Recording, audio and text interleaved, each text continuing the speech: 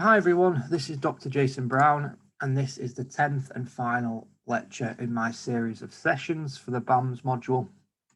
And today's lecture is entitled Hypersensitivity. So what we're going to talk about today is shown in this lecture slide. So I'm going to provide to you an introduction to hypersensitivity.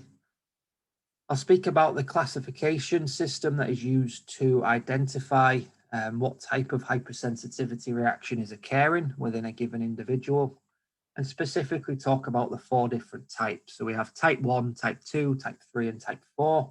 And what I'm going to do is provide examples and simplified mechanisms behind the development of these hypersensitivity reactions. So just to start, an introduction to hypersensitivity. The definition of hypersensitivity is ultimately a state of altered reactivity in which the body reacts with an exaggerated immune response to a foreign agent. And generally speaking, this foreign agent will be an allergen. And that is why allergies are the best example when you're talking about hypersensitivity reactions. So allergens are basically just antigens that the immune system is recognizing and driving an inflammatory response against. And what I want to emphasize here and make quite clear is that intolerance is very different to allergies. So when we're talking about foods, for example, a food allergy is vastly different to a food intolerance. So when we're talking about intolerance, this does not involve any sort of response by the immune system. This is specifically affecting the digestive system. So your digestive system is unable to digest a given food particle, a given food allergen. On the other hand, a food allergy is, of course, this involves the immune system, and as you can probably imagine, food allergies can be quite fatal. So it's basically immune system driving an inflammatory response against a certain food allergen. And you just need to be aware that there's clear differences between the two. And what we're going to talk about today is specifically allergies and allergens driving hypersensitivity reactions. So this is the classification system used to basically identify which reaction is occurring within a given individual. And we'll talk about each one in great detail in today's session. So type 1 is particularly driven by IgE. So IgE, as you should know from the B cell adaptive immunity second session, is a type of antibody. So IgE will involve, IgE will activate mast cells and basophils within the immune system.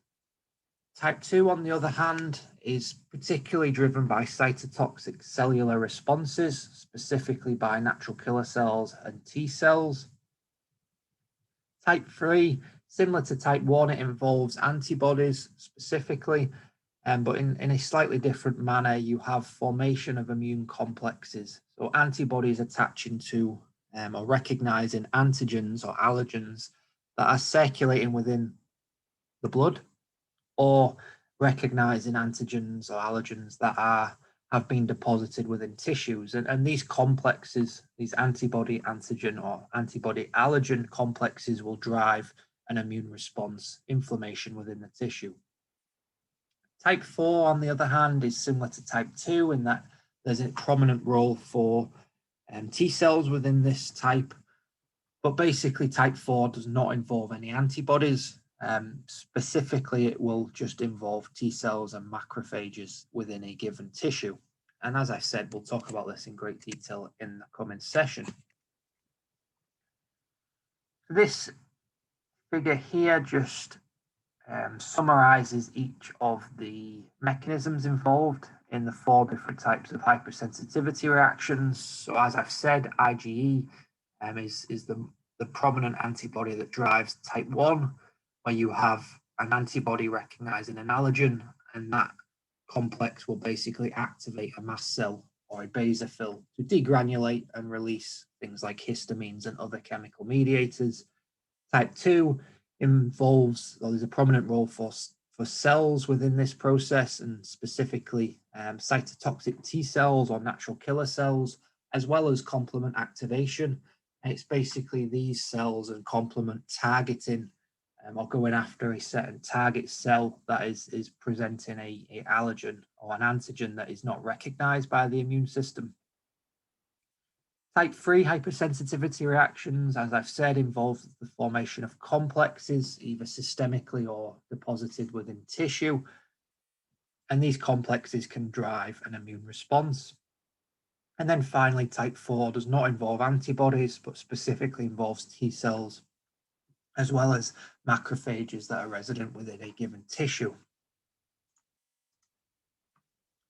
So if we move on to talk about type 1 in a greater detail, this is the most common and the most rapid. It occurs quite swiftly in response to an allergen.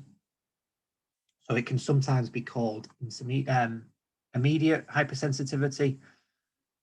And because it's mediated by IgE antibody, it can sometimes be called IgE-mediated hypersensitivity. And generally speaking, what you need to be aware of is that some individuals can have a genetic predisposition for a certain allergen, and this can be called atopy.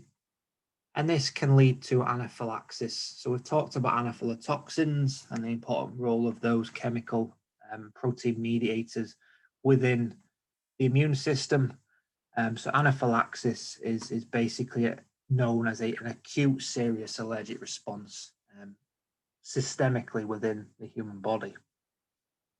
So this mechanism here, this diagram here highlights the mechanism that is going on within type 1 hypersensitivity reactions. So you have recognition of an allergen by the IgE antibody. The constant region of the IgE antibody will bind to a specific receptor found on either mast cells or basophils. This binding of the receptor will lead to downstream signaling cascade that results in the production of histamines and other chemical mediators that have a widespread effect within the immune system. So if we just move on and talk about the mechanism in slightly more detail. So allergens predominantly are proteins. So proteins have the ability to elicit an immune response. However, you need to be aware that there are other things that can elicit an immune response. So specifically, if we talk about haptens, so haptens are any small molecule that can either be recognized by a specific antibody, but it can't be, it's not able to elicit an immune response. However, if the hapten is chemically linked to a protein molecule, it can elicit some sort of antibody and or T cell response. So haptens, and some good examples of haptens may be things like poison ivy or certain drugs as well. So things like penicillin, the immune system may recognize them, but it can't elicit an immune response to them. However, if the hapten is chemically linked to a protein molecule, then it can elicit an immune response. And you just need to be aware of the term haptens. And if you are doing any background reading, it's something that you may encounter. And that is specifically what it is. It's a small molecule that can be recognized by the immune system, but it can't elicit an immune response unless it's conjugated to a protein. So just finally, slightly more detail in the mechanism of type 1 hypersensitivity. So IgE producing B cells will basically be the important immune cells that drive this process. So if you can recall the process of class switching in B cells in the Adaptive Immunity 2 lecture 6, where basically the first antibody produced by B cells is IgM. IgM has a weak affinity, so it needs to basically class switch into either IgG. So IgG is the prominent antibody that has a role in most inflammatory responses. However, IgM has the ability to switch to IgE in hypersensitivity reactions. So following recognition of an allergen as opposed to an antigen, IgE will be produced by the B cell. IgE will bind to the Fc receptor, so this is the specific receptor that's found on mast cells, or this other receptor that's found, or this other protein that's found on basophils. And basically binding of this IgE antibody that is specifically bound to an allergen will drive the mast cell or basophil degranulation and thereby dictates the downstream signaling effect or downstream immune response following degranulation. And this diagram quite nicely emphasizes the process that is arising within the immune system. So you have an allergen being recognized in a very similar manner to how antigens are recognized by antigen-presenting cells, so things like macrophages, dendritic cells, neutrophils. These will be processed, presented via the MHC to a T helper cell, specifically T helper 2 cells, play an important role in this function. So the dendritic cell, for example, will, via this third signal, so recall the idea that there's 3 signals during this receptor interaction. The third signal will basically tell the naive T cell to become a T helper 2 cell. This T helper 2 cell will produce certain cytokines which will activate a B cell to basically proliferate and synthesize and secrete IgE antibody.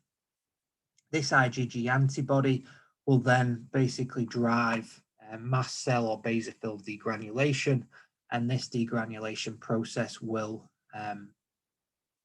basically target the immune system and drive an inflammatory response against a given allergen. So this YouTube video quite nicely highlights this process. So if you skip to around 3 minutes in the video, you'll be able to see this process described in a bit more detail.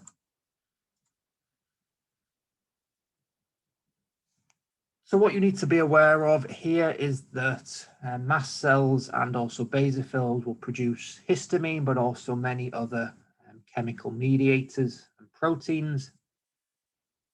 And these chemical mediators or proteins will have a widespread effect within the immune system, such as recruitment activation of different types of immune cells, and it can also have an effect on things like epithelial cells and endothelial cells. And it basically, you just need to be aware that these chemical mediators, protein mediators, will have a widespread effect, and these are just highlighted here.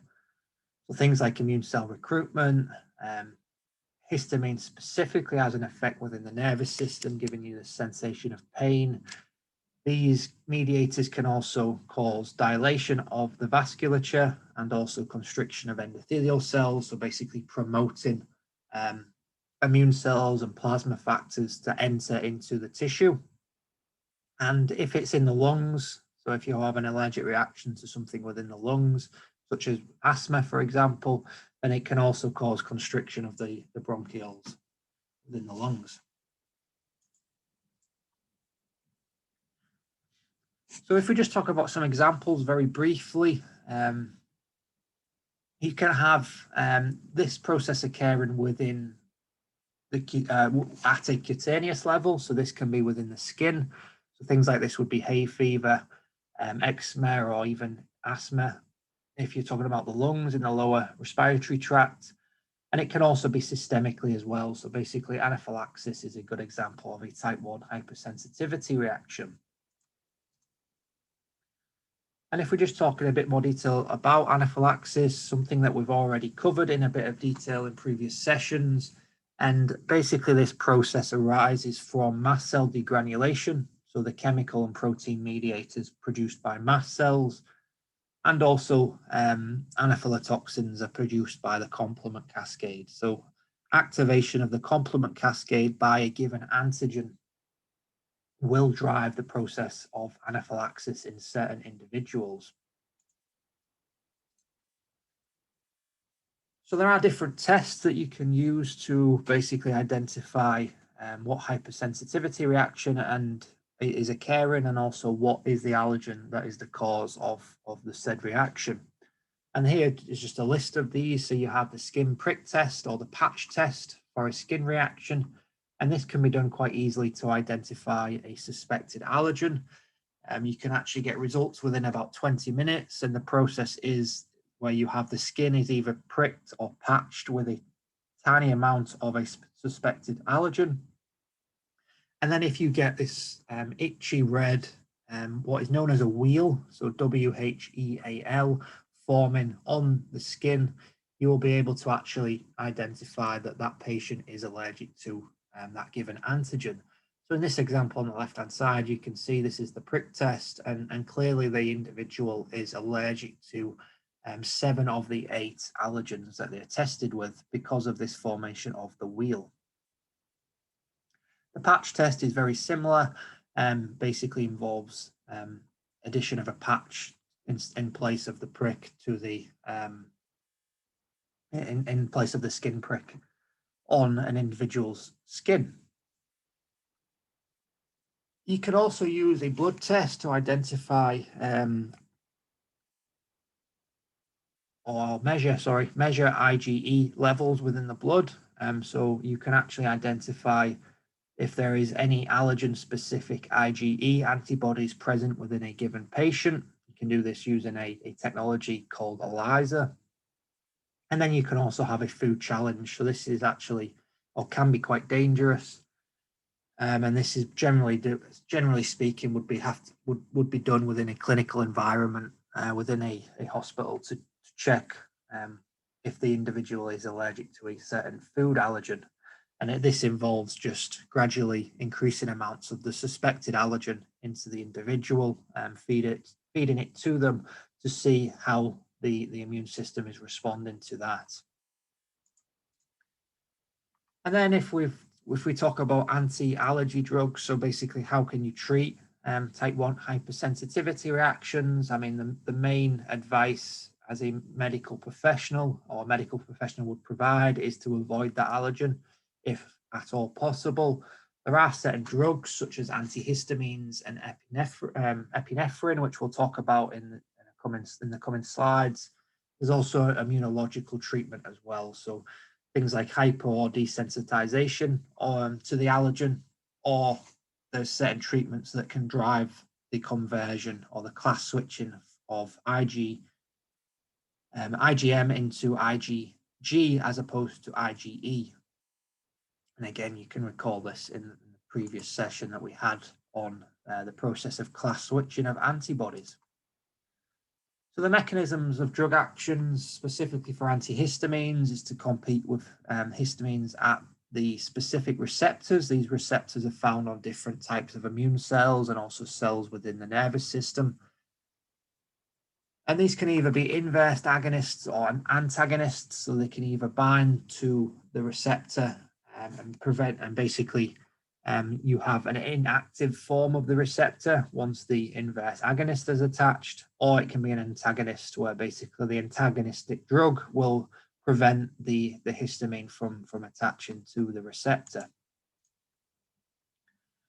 Epinephrine, on the other hand, so this is a prominent treatment in patients that are prone to anaphylactic shock, and this has a widespread effect within the immune system, such as increasing the peripheral vascular resistance. It can improve blood pressure, it can cause bronchial dilation, it can reverse the process of vasodilation within the blood vessels, and ultimately it can reduce the inflammatory mediator response. So it can actually inhibit the release of things like histamines, the process of degranulation within mast cells and basophils. So midway recap, you need to be aware of is the 4 types of hypersensitivity, and these are classified according to the Gell and Coombs classification system. Type 1, very good example, is allergies, is a IgE-mediated response. So there's a prominent role for mast cells, basophils, and specifically antibodies, e.g. the IgE. And this is ultimately an immune response to an allergen. In certain cases, a hapten that's attached to a carrier protein. Here's some examples. So you have the localized response, which is known as atopy. And then anaphylaxis is an example of a systemic response. And of course, this can be potentially life-threatening. There's different ways to test for these allergies, and treatments can include things like antihistamines and epinephrine if you are treating anaphylaxis. So that concludes the first part of the session. I do appreciate that you may be sitting there at home thinking, what relevance does this have to you as a dentist? Well, the importance in dentistry or patients with allergic reactions, and the potential of you as a dentist possibly disturbing this is quite rare, but it's not unheard of. So you just need to be aware of what your patient may or may not be allergic to. So this goes back to the idea of the surgical sieve and trying to appreciate what your individual systemic health is like. So there are certain treatments, things like chlorhexidine has been found in the literature to be an allergen in certain patients, although we don't know the specific mechanisms of this. And as I said earlier, certain drugs that you may have to administer to given patients will also potentially be a source of an allergen that can drive an inflammatory response within a patient. So that is something that you just need to be aware of. So that concludes part A of the hypersensitivity reaction lecture. In the second part, we'll talk about the other 3 types of reactions, and I'll provide examples for those. So thank you, and I will see you in part B.